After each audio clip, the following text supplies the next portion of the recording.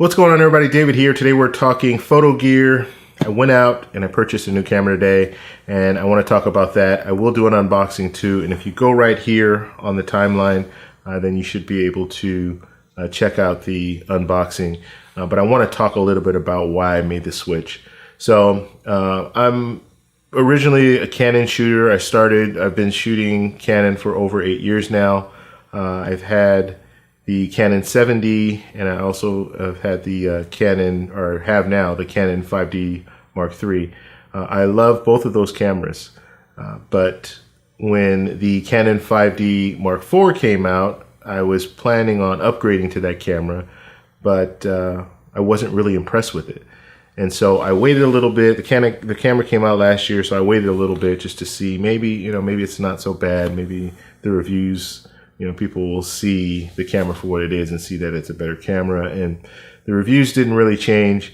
And so at that point, I started thinking I might switch. And I was going to switch to the Sony A7R2. That was kind of my thought at that time. But I knew that Sony was going to have something. They were going to release something last year, 2017, because it had been a while since they released a new A7 series camera. So I waited, and they released the A7R III. And the only reason that I didn't get the A7R2 is because it didn't have dual card slots, and it didn't have, and the batteries were, that was an issue. And I had the Sony A5100, and then the Sony NEX7. I had both those cameras. Love those cameras. For landscape photography, those cameras are excellent. And I do a lot of landscape photography, but I also shoot weddings. So I couldn't, I needed the dual card slots for weddings mainly, because you can't shoot a wedding without having 2 card slots. I always write to both cards. That way, if one card goes bad, then I have the other card as a backup. So I always do that. So if a camera doesn't have that, I'm not going to use it for a wedding. So that was the major reason why I didn't get the A7R2. And then the batteries, yeah, that's an issue. However, you can carry more batteries if you need to, but it is an issue. You kind of want to have longer battery life. But in the situation of a wedding, I can put a battery grip on there and I'd be fine. So that was kind of my thought process. Now, because Canon never really evolved, like the Canon 5D Mark IV, the technology just wasn't there. I got to the point, and this is a hard decision to make. For a professional photographer, the hardest thing to do is to switch cameras or switch brands, because you get used to the camera. You get used to where the buttons are. And Canon, the buttons are usually going to be in the same place. So if I pick up Canon 7D or Canon 5D or Canon 6D, I'm going to know how to use it because the buttons are generally in the same place, and it feels the same. So when you're in a stressful situation, muscle memory will get you through. And so that's the reason why most professional photographers will stick with whatever brand they're using. And you have, at the $3,200 range, you have the 5D Mark IV, you have the Nikon D850, you have the Sony A7R III. So that's your $3,200 range.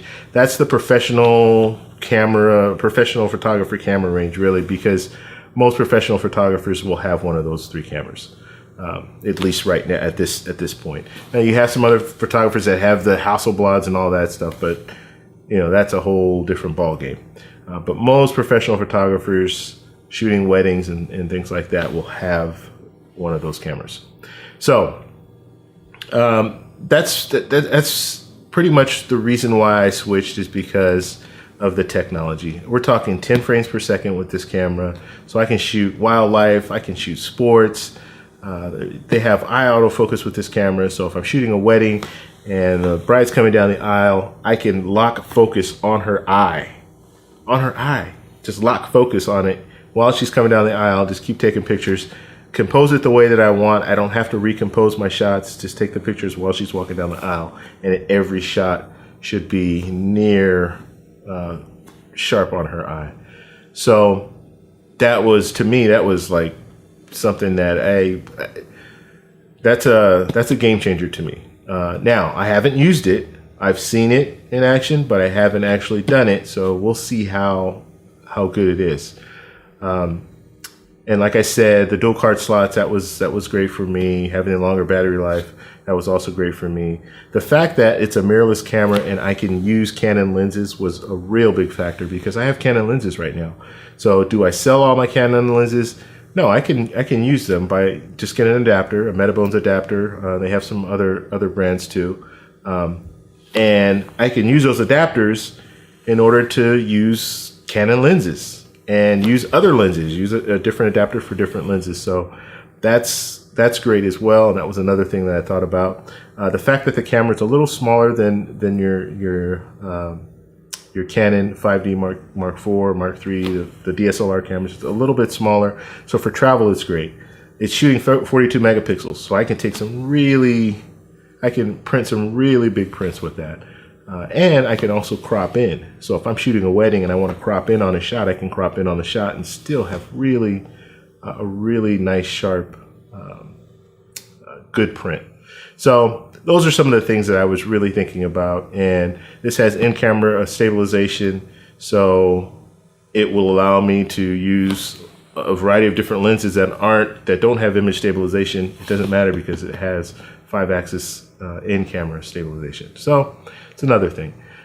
But I'm going to go ahead and open this up now, and we'll go to the studio, open it up, so give you an overhead shot so you can get some real close up.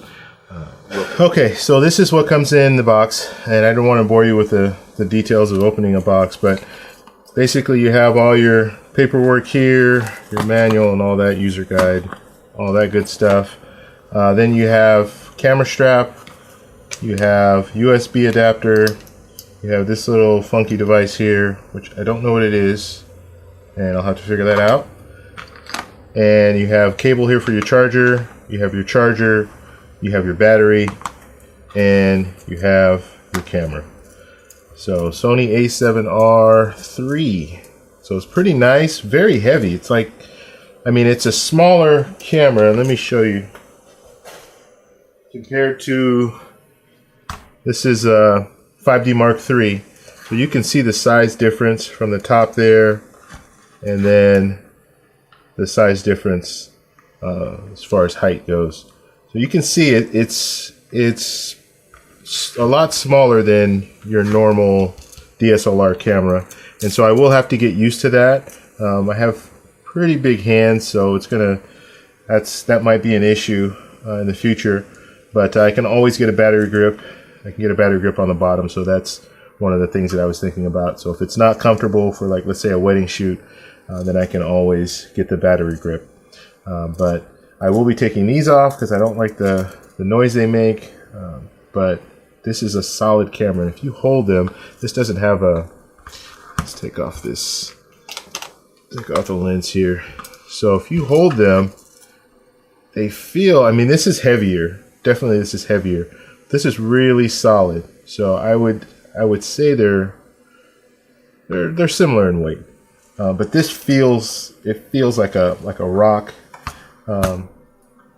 This, I mean, they both feel sturdy, but I just wanted you to see the size. So that's what I was talking about when I was talking about the size difference. This is clearly a larger camera, and as far as lenses, like I said, I'll be able to put on some of my Canon lenses, so that should be good. But yeah, all in all, first impressions, really nice. It has a screen that pulls out like this, so if I'm doing my landscape photography, that's perfect. I don't have to get down on the ground. I can lift this up and take some low angle shots and things like that. So that is really great. So that's pretty much all I wanted to do, is show you guys a little unboxing, like the first look. I'm headed out right now to Aruba, so I'll be taking this camera and we'll be taking some pictures with it, so you'll be able to see what it looks like. But all in all, first impressions, I'm really happy. It has this little knob here, which is neat because if you look at the Canon cameras, they have the little knob here. So they now have a knob, which is great. They didn't have that in the A7R II, so that's good. Little wheel dial here. Record button. Yeah, I like it. I like it there better.